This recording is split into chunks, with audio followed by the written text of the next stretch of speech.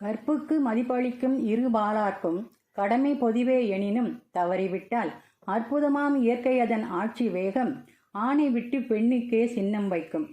சத்புத்திரன் போல் அவன் உலாவ சமூகத்தால் அவள் தூற்றப்படுவாள். அதனால் நற்பண்பாம் கற்பொழுங்கை உயிரின் மேலாய் நாடுகின்றார் அறிவில் உயர் பெண்களெல்லாம் என்கின்றார் அருட்தந்தை அவர்கள். தனிப்பாடல்கள், கதைப்பாடல்கள், நாடகம் என்ற பல்வேறு வடிவங்களிலும் பெண்ணுரிமைக்கும் பெண் விடுதலைக்கும் சிறப்பிடம் கொடுத்தவர் பாரதிதாசன். பெண்களிடம் கற்பை எதிர்பார்க்கும் ஆண்கள் பெண்களை கற்பொழித்து திரியலாமோ? பெண்களிடம் கற்பை எதிர்பார்க்கும் ஆண்கள் பெண்களை கற்பழித்து திரியலாமோ? பெண்களுக்கும் ஆண்களுக்கும் கற்பு பொதுவன்றோ? ஆடவர்க்கொரு நீதியோ எழில் மாதவர்க்கொரு நீதியோ என்கின்றார். பழந்தமிழ் நாடே பெண் மக்கள் உரிமைக்கு ஓர் இலக்கியமாக திகழ்ந்தது. பழந்தமிழ் நூல்களை ஆராய்ந்தால் அவற்றில் பெண்ணுரிமையை யாண்டும் காணலாம். பெண்மகள் தனக்கினிய தலைவனை தானே தேர்ந்தெடுத்து வந்த வழக்கம் ஒன்றே அக்கால பெண்ணுரிமைக்கு போதிய சான்றாக அமைந்துள்ளது. பெண்ணுரிமையுள்ள நாடுகள் செழுமையுற்று இருக்கின்றன. மாமியார் மருமகளை ஆட்டி படைக்கக்கூடாது என்றும், மருமகள் மாமியாரை தனது அன்னை போல் காத்து அவரை மகிழ்விக்க வேண்டும் என்றும் கூறியுள்ளார் அருட்தந்தை அவர்கள். மகரிஷி பெண்களுக்கு உரிய உரிமை கிடைக்க வேண்டுமென்றால் பெண்கள் எல்லோரும் ஒன்று கூடி மதச் சடங்குகளையும் அரசியல் சட்டங்களையும் எழுத வேண்டும். அதற்கான காலமும் வந்துவிட்டது என்கின்றார். பெண்ணுக்கு இன்றியமையாத உரிமைகளாக காதல் உரிமை, திருமண உரிமை, சொத்துரிமை, வாக்குரிமை, அரசியல் உரிமை, பொதுப்பணியாற்றும் உரிமை ஆகியவற்றை சொல்ல முடியும். மகரிஷி பெண்களை இயற்கையின் தூதுவர் என்று கூறுகின்றார். பெண் எந்த விதத்திலும் ஆணுக்கு உயர்ந்தவளும் கிடையாது, தாழ்ந்தவளும் கிடையாது, சமம் மதிப்புடையவள் என்றும் கூற முடியாது. அதே சமயத்தில் இயற்கையின் உற்பத்தி பெண்ணிடமே தோன்றுகிறது என்றும் கூறுகின்றார். ஒரு உயிரை உருவாக்கும் சக்தி பெண்ணிடம் இருக்கின்ற காரணத்தினால் பெண்களை இயற்கையின் தூதுவர், இயற்கையின் கொடை, ஆண்களோடு சமமாக இணைத்து பேச முடியாதவள் என்று கூறுகின்றார். பெண்மையை போற்றும் திரு கல்யாண சுந்தரனார் அவர்கள் பெண்ணின் பெருமையை மறுக்குமிடம் நரகமாகும் என்கின்றார்.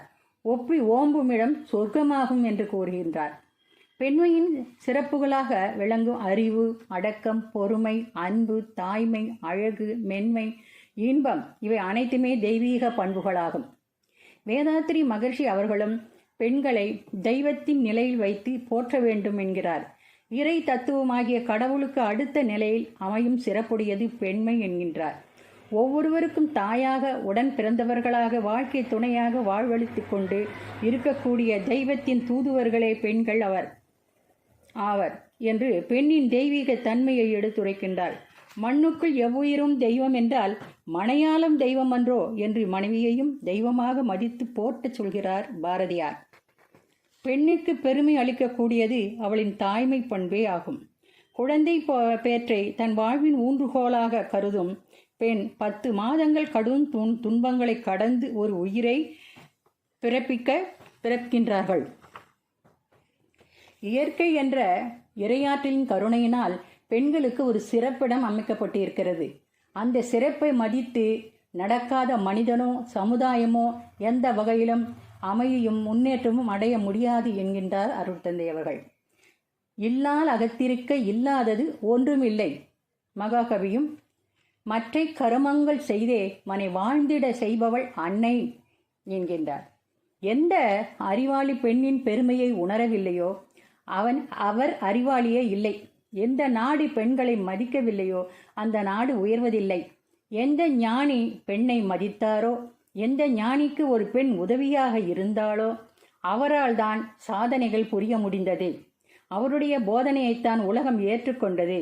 அவரால் தான் ஆன்மீக சிறப்பை முழுமையாக எய்த முடிந்தது அருட்தந்தை அவர்கள் குறிப்பிடுகின்றார். தன்னை காண வரும் பெண் சீடர்கள் ஆனாலும் சரி, ஆசிரமத்தில் பணி செய்யும் பெண்கள் ஆனாலும் சரி, அவர்களை பார்க்கும் பொழுது மகரிஷி அவர்களுடைய கரங்கள் குவியும். என்ன வாழ்த்த வேண்டிய கைகள் வணங்குகின்றனவே என்று நோக்குபவர்களுக்கு பெண்கள் இறைவனால் படைக்கப்பட்ட பிரம்மாக்கள், நான் அவர்களை வணங்கத்தானே வேண்டும் என்று உதிர்ப்பார். ஆம், பிரபஞ்ச உற்பத்தியில் உயிரின தோற்றங்கள் யாவும் இயற்கை பெண்ணிடத்திடம்தானே ஒப்புவித்திருக்கிறது. அது பெண்ணினத்திடம் உள்ள பெருமை என்கிறார். எந்த மண்ணானாலும் ஏற்க வேண்டிய உண்மைதானே இது. பெண் சமூகத்தினர் இரண்டாம் தர உயிர் என்பதனை நிலைநாட்டுவது அவளுக்கு நடக்கின்ற திருமணமாகும். இரண்டு மனங்கள் இணைவின் நிகழ்வை குறிப்பதுதான் திருமணம். ஆனால் திருமணத்தின் போது இரண்டு மனங்கள் இணைவதற்கு பதிலாக பணமும் இணைகின்றன. இதனை மகரிஷி சாடுகின்றார். சீதனம் கொடுத்து மணமகனை விலைக்கு வாங்கும் பெற்றோரை கண்டிக்கின்றார். அது மட்டுமல்லாமல் நல்ல பண்புகள், நல்ல ஒழுக்கங்கள், நற்குணங்கள் தாம் வாழ்க்கையை வழிபடுத்தும் என்றும் அறிந்தவர்கள் கூட இந்த செயலை செய்கின்றார்களே என்று வேதனைப்படுகின்றார். இதன் மூலம் சீதனம் கொடுக்கும் வழக்கத்தை ஒழிப்பதற்கு பெண் வீட்டாரும் நற்சான்றோர்களும் முன் உதாரணமாக திகழ வேண்டும் என்று கூறுகின்றார். வேதாத்திரி மகர்ஷியின் திருமணம் பற்றிய சிந்தனைகள் ஆழ்ந்த சமூக நோக்கு கொண்டவையாக இருக்கின்றது. இந்த நவீன காலத்தில் நம்முடைய திருமணங்கள் எவ்வாறு நடத்தப்படுகின்றன? ஆன்மீக வழிகாட்டல் மற்றும் அறிவுரைகளில் கவனம் செலுத்துவதற்கு பதிலாக அர்த்தமற்ற மூடத்தனமான வழக்கத்திலிருந்து மறைந்து கொண்டு வருகின்ற எல்லா சடங்குகளையும் வைத்துக்கொண்டு பணத்தை செலவிடுவதற்கும் ஏற்றுக்கொள்வதற்கும் ஏற்ற ஒரு வியாபாரமாக மட்டுமே திருமணம் மாறிவிடுகிறது என்று வருந்துகின்றார். பிள்ளை இல்லை என்ற காரணத்தாலோ அல்லது அவரும் இவரும் சொல்கிறார்கள் என்பதற்காகவோ சலன புத்தியுடனோ மனம் தடுமாறி புத்தியை அடமான வைத்து யாரும் இரு பெண்களை மணந்து கொள்ள வேண்டாம். அவர்கள் வாழ்க்கை முள்வேலிக்கிடையே நடக்கும் போக்கை ஒக்கும். மூச்சுள்ள வரை துன்பம் எச்சரிக்கை என்று எச்சரிக்கை விடுகின்றார். மகரிஷியும் பெண்களுக்கு காதலிக்கவும் காதல் மனம் புரியும் உரிமை கொடுத்து பெண்கள் தம் பொருள் வருவாய் ஆண்களைப் போல பெற்று சம உரிமையுடன் வாழும் காலம், பெண்கள் தம் விருப்பம் போல கணவனை தேர்ந்து பிரியமுடன் காதல் வாழ்விதல் நன்று. பெண்கள் தம் பொருள் வருவாய் ஆண்களைப் போல பெற்று சம உரிமையுடன் வாழும் காலம், பெண்கள் தம் விருப்பம் போல் கணவனை தேர்ந்து பிரியமுடன் காதல் வாழ்வெய்தல் நன்று என்கிறார். சுய சம்பாத்தியம் இல்லாத பெண்கள் பெற்றோர் விருப்பப்படி திருமணம் செய்து கொள்ள வேண்டும் என்றும் சொல்லும்போதே அத்திருமணம் பெண்ணின் சம்மதம் பெற்றே செயல்பட வேண்டும் என்கின்றார். கணவனை இழந்த கைம்பெண்கள் படும் துயரங்கள் கணக்கிலடங்கா. பூவும் பொட்டும் இழந்து கை கால்களில் அணிகலன் இழந்து அழகு பதுமையாய் நின்றவள் அலங்கோலமாகிறாள். கைம்பெண்களின் காதலுக்கும் மறுமணத்திற்கும் ஆதரவு தந்தவர் பாரதிதாசன். துணைவி இறந்தபின் வேறொரு துணையை தேடும் ஆடவன் போல் பெண்ணும் துணைவன் இறந்தபின் வேறொரு துணையை தேடச் சொல்லி விடுவோம் புவிமேல் என்று உரைக்கின்றார். துணைவி இறந்தபின் வேறொரு துணையை தேடும் ஆடவன் போல் பெண்ணும் துணைவன் இறந்தபின் வேறொரு துணையை தேடச் சொல்லி விடுவோம் புவிமேல் என்று உரைக்கின்றார். கணவனை இழந்த கைம்பெண்கள் படும் துயரங்கள் கணக்கிலடங்கா.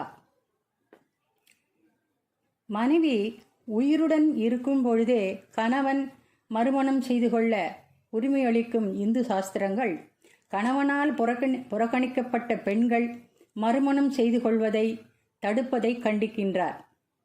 கைம்பெண்களுக்கு மறுமணம் நடைபெற வேண்டுமென்ற புதுமை எண்ணம் கொண்ட பாரதிதாசன் அக்கருத்தினை வலியுறுத்தும் நோக்கில் மரணப்படுக்கையில் இருக்கும் ஆடவன் தன் மனைவியையே நோக்கி கூறுவதாக, கடும் பிணியில் நான் இறந்து விட்டால் கைம்பெண்ணாய் வருந்தாமல் அடம் செய்யும் வைதீகத்தை பொருட்படுத்தாமல் ஆசைக்குரியவனை நாடி மகிழ்வோடு மாலை சூடு என்று எழுதுகின்றார். ஆண்கள் மட்டும் மனைவி இறந்தவுடன் மறுமணம் செய்து கொள்ளும் உரிமையை பெற்றிருக்கும் பொழுது பெண்களுக்கும் அவ்வுரிமை தரப்படல் வேண்டும் என்பதை வலியுறுத்தும் நோக்கில் கவிஞர் பேசுகின்றார். கைமை என்னும் சொல்லே உச்சரிக்கப்படாத நாட்டினை படைத்து காட்ட வேண்டும் என்று விழைகின்றார். பெண்ணை தொடுவது தீட்டு, பெண்ணை ஒதுக்குவது துறவு என்று ஒதுங்கினார்கள். கங்கை பெண், காவிரி பெண், வானம் பெண், வையம் பெண், என் அன்னை பெண், ஏன் நானே பெண் என்று பெண்களின் நலனுக்காக வாழ்ந்த திருவிக அவர்களை பெண் ஆன்மா என்று வருணித்த பெரியாரும் சாகுங்காலம் வந்தபோது மௌனமே மொழியாக கண்ணீர் வடித்தார். ஆனாலும் அவ்வப்பொழுது பெண்ணின் பெருமை பாடி அங்கங்கே ஒளி விளக்குகள் ஒளிவிட்டு கொண்டுதான் இருந்தன. பெண்ணுக்கு ஞானத்தை வைத்த ஈசன் என்று அறிவு களஞ்சியமாக பாடினார் கவிஞர். இவர்களின் வரிசையில் மகரிஷியும் ஒளிவிடுகின்றார். பெண் வயிற்றில் உருவாகி பின்னும் வந்த பெண் கொடுத்த பாலுண்டே வளர்ந்து மேலும் பெண் துணையால் வாழுகின்ற பெருமை கண்டு பெண்மையிடும் பெருமதிப்பு அறிஞர் கொள்வர். பெண்ணையே தம் உடலில் பாதியாகும் பேருண்மை உணர்ந்ததனால். எனினும் சில்லோர் பெண்ணினத்தை பழித்தெழுதி பாடியுள்ளார். பேதமையால் அறிவு நிலை உயரா முன்னம். பேதமை என்பதற்கு விளக்கமும் அளித்துவிட்டார் மகர்ஷி அவர்கள்.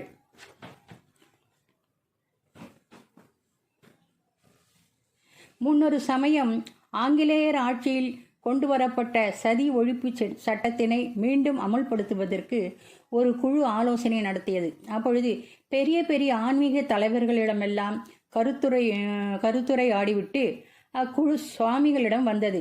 அதற்கு சுவாமிஜி அவர்கள், அறிஞர் பெருமக்களே, அந்த திருத்தம் மிக சிறியதுதான். அது என்னவென்றால், ஆண்கள் இருந்துவிட்டால் பெண்கள் உடன்கட்டை ஏற வேண்டும் என்ற வரியின் கீழ் இதேபோல் மனைவி இருந்துவிட்டால் அவள் கணவனும் உடன்கட்டை ஏற வேண்டும் என்பதை சேர்த்து கொள்ளுங்கள் என்று கூறியிருக்கிறார். திருமணங்களின் போது செய்யப்படுகின்ற அர்த்தமற்ற திருமணச் சடங்குகள் தேவையில்லை. மகரிஷி அவர்கள் பெண்கள் வாழ்க்கையில் பண்பை பாதிப்பன தேவையற்ற திருமண சடங்கு முறைகள் என்றும், திருமண செலவு பெற்றோரை அச்சுறுத்தி பெண் குழந்தையை பிறந்தவுடனே கொன்றுவிட செய்கிறது. தற்காலத்தில் அதுவும் மாறி கருப்பையில் இருக்கும் பெண் குழந்தையே கொன்றுவிடும் அவல நிலைக்கு வளர்ந்துவிட்டது என்றும் பெண் சிசு கொலைக்கு காரணத்தை கூறி அதனை வன்மையாக கண்டிக்கின்றார்.